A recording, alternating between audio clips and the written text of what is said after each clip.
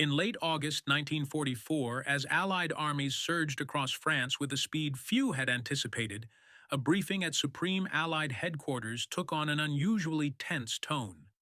Maps that had been prepared only days earlier were already obsolete, their carefully drawn phase lines overtaken by rapidly advancing units.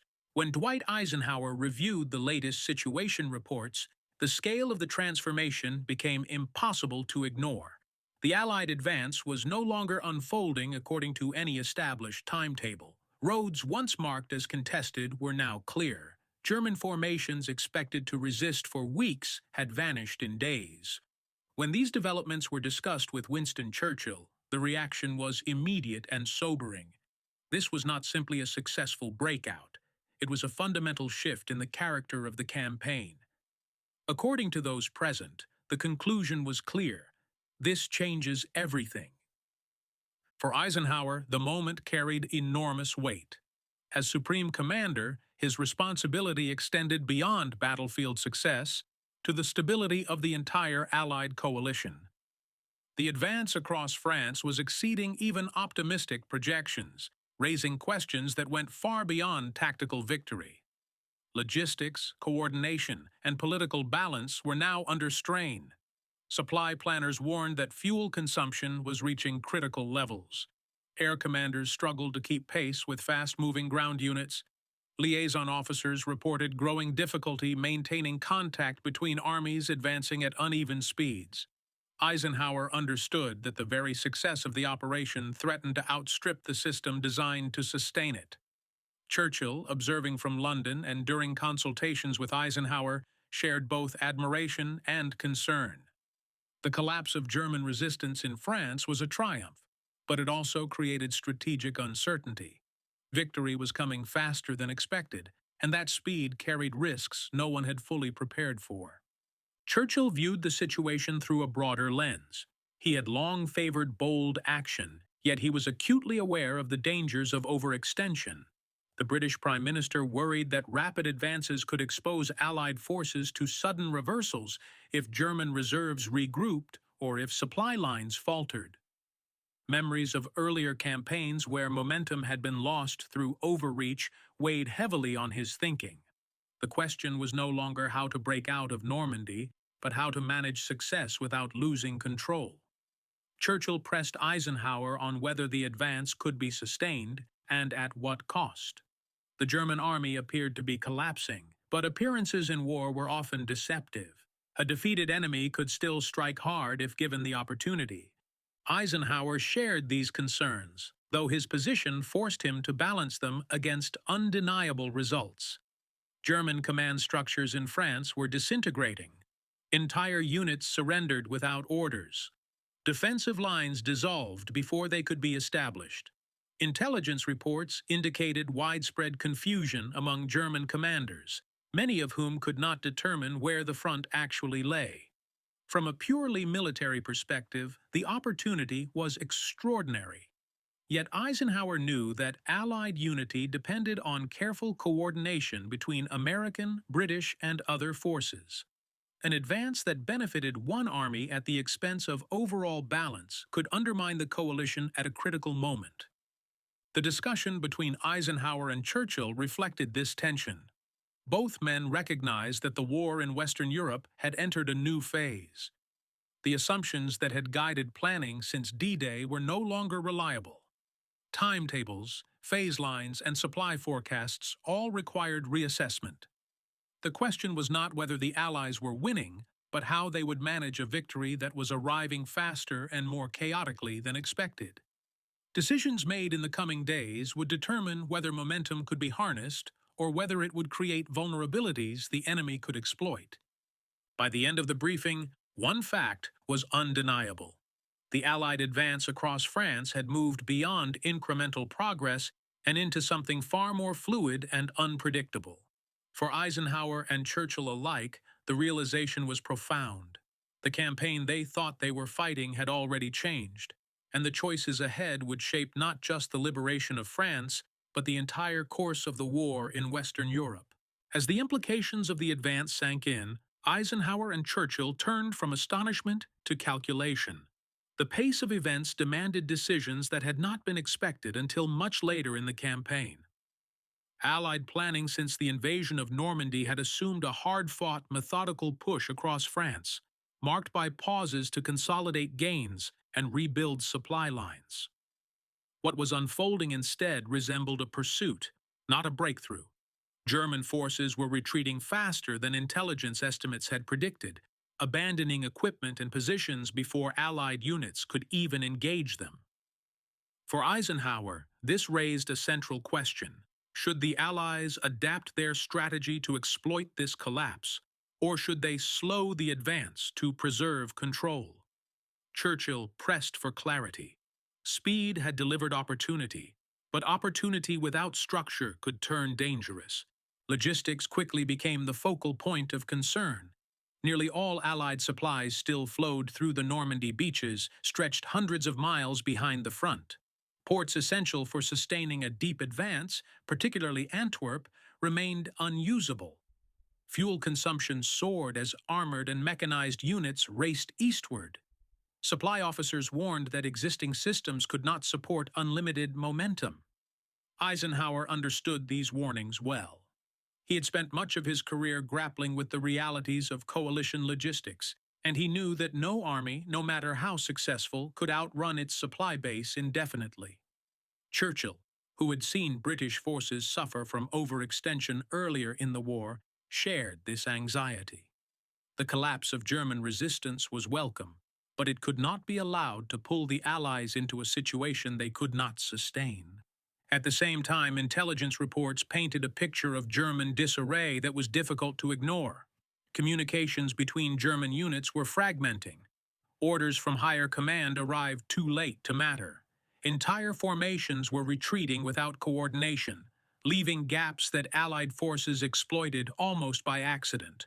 Prisoners spoke of confusion and exhaustion, of commanders unable to establish new defensive lines.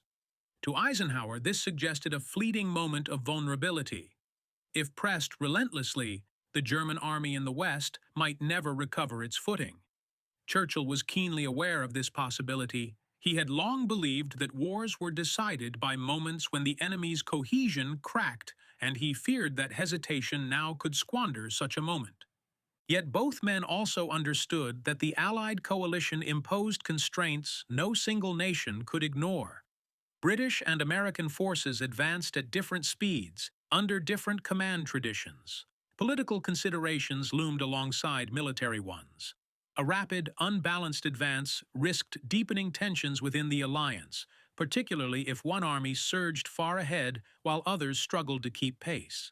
Eisenhower's role was not simply to win battles, but to manage these competing pressures. Churchill respected this burden, even as he pushed for boldness. Their discussions reflected a shared awareness that success itself was creating new risks.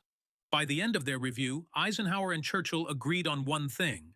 The campaign could no longer be guided by assumptions made before the breakout from Normandy.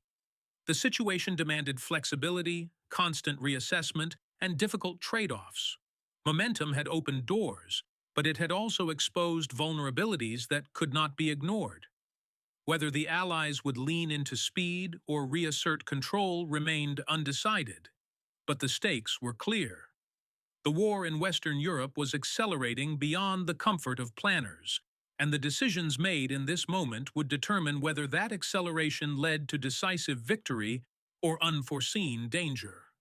As August gave way to September, the tension between opportunity and restraint began to shape concrete decisions. Eisenhower, after weighing Churchill's arguments and the assessments of his commanders, moved to impose a measure of control on the accelerating front. Supply priorities were adjusted, and the flow of fuel and ammunition was redistributed to support a more balanced advance. These were not dramatic orders, but their effects were immediate. Units that had been advancing with remarkable speed began to feel the limits of what could be sustained. Tank columns paused. Reconnaissance patrols reported open roads ahead, but lacked the resources to exploit them. Eisenhower understood that this would slow the pursuit, but he believed it was necessary to prevent a more serious breakdown later. Churchill, though uneasy, accepted the logic. Both men recognized that unchecked momentum could expose Allied forces to risks that outweighed the gains. The consequences of this shift were felt along the entire front. German forces, given breathing room, began to reorganize what remained of their defenses. Rivers and fortified towns became focal points of resistance. The fluid collapse that had characterized late August gradually hardened into a more conventional fight. Intelligence reports reflected the change. Where earlier briefings described chaos and retreat, newer assessments spoke of regrouping and local countermeasures.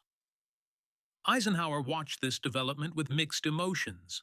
It confirmed his fears about overextension, but it also underscored how fragile the window of opportunity had been.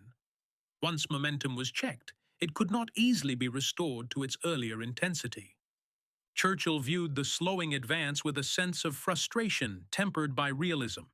He had hoped that the German collapse might be exploited to force a rapid end to the war in the West.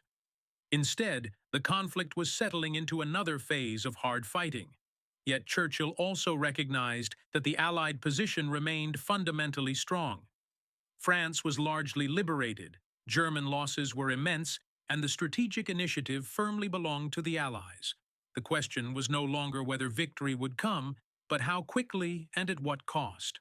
Churchill's wartime experience had taught him that impatience could be as dangerous as hesitation, and he deferred to Eisenhower's judgment in managing the coalition's limits.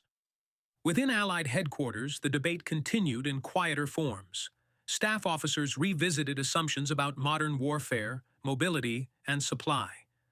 The events of the previous weeks challenged doctrines that had guided planning since before the invasion. Speed had proven decisive, but only when supported by systems capable of sustaining it. Eisenhower saw this as a lesson that would shape not only the remainder of the campaign, but future military thinking. Churchill, always attentive to history's broader currents, sensed that this moment would be studied long after the war ended. The balance between boldness and control, so starkly exposed during the advance across France, was not unique to this campaign. As September progressed, the Allied front stabilized into a new rhythm. The extraordinary days of the pursuit were over, replaced by deliberate operations aimed at breaking the last organized German defenses in the West. Eisenhower and Churchill remained closely engaged, exchanging assessments and adjusting expectations. Both understood that the war had entered a different stage, one shaped by the choices they had made when speed threatened to outrun structure. The advance had indeed changed everything, but not in the way either man had first imagined. What followed would test the Allies' endurance as much as their daring, and the outcome would depend on whether the balance they sought could be maintained under mounting pressure. By the time autumn fully settled over Western Europe, the significance of the moment Eisenhower and Churchill had confronted weeks earlier was impossible to deny. The Allied advance across France had achieved results few believed possible so soon after D-Day, yet it had also forced a recalibration of expectations at the highest level. What began as an extraordinary opportunity had matured into a complex strategic reality. Eisenhower's decision to restrain the pace of operations preserved cohesion within the Allied coalition, but it also marked the end of the brief period when German defenses seemed on the verge of total collapse. The campaign now demanded patience, endurance, and sustained pressure rather than rapid exploitation. For Eisenhower, this outcome affirmed his belief that wars were not won by momentum alone, but by maintaining balance between ambition and capability. Churchill, reflecting on the advance, recognized the deeper implications as well. He had long understood that modern war was shaped as much by logistics and alliance politics as by battlefield success. The liberation of France was a triumph, but it also underscored the limits of even the most favorable circumstances. German resistance, though battered, had not vanished. It adapted, regrouped, and sought to prolong the conflict wherever possible. Churchill accepted that the hope of ending the war in the West before winter had slipped away. Yet he also saw that the Allies now possessed an overwhelming strategic advantage. The challenge was no longer to seize opportunity at any cost, but to convert success into a decisive and irreversible outcome. The episode left a lasting imprint on Allied leadership. Eisenhower emerged from the experience with reinforced confidence in his approach to coalition warfare. He had resisted the temptation to gamble everything on speed, choosing instead to preserve unity and sustainability. Critics would later argue that greater boldness might have shortened the war, while supporters maintained that caution prevented catastrophic overreach. Eisenhower himself acknowledged the debate, but remained convinced that his duty was to ensure victory without unnecessary risk. The advance across France had proven that the Allies could move faster than expected. It had also demonstrated the dangers of moving faster than they could support. For Churchill, the moment reaffirmed his respect for Eisenhower's steady command. Though the two men differed in temperament and perspective, their partnership proved resilient under pressure. Churchill's instinct for dramatic action was tempered by Eisenhower's insistence on control, and together they navigated a turning point that might otherwise have fractured the Allied effort. Their discussions during those critical weeks revealed the delicate balance required to manage success in war, a balance that demanded restraint as much as daring. In retrospect, the realization that this changes everything captured more than a reaction to rapid movement on a map. It marked the transition from one phase of the campaign to another, from pursuit to consolidation, from possibility to responsibility. The Allied advance had rewritten assumptions about the pace of modern warfare, but it had also reinforced timeless truths about command, logistics, and alliance management. Eisenhower and Churchill did not merely respond to events, they shaped how those events were absorbed and controlled. The war in Western Europe would continue for many months, with fierce battles still to come. Yet the decisions made during the extraordinary advance across France set the framework for everything that followed. Speed had opened the door, but discipline ensured it did not slam shut again. In that sense, the moment truly did change everything, not because it promised an easy victory, but because it forced Allied leaders to confront the responsibilities that came with success.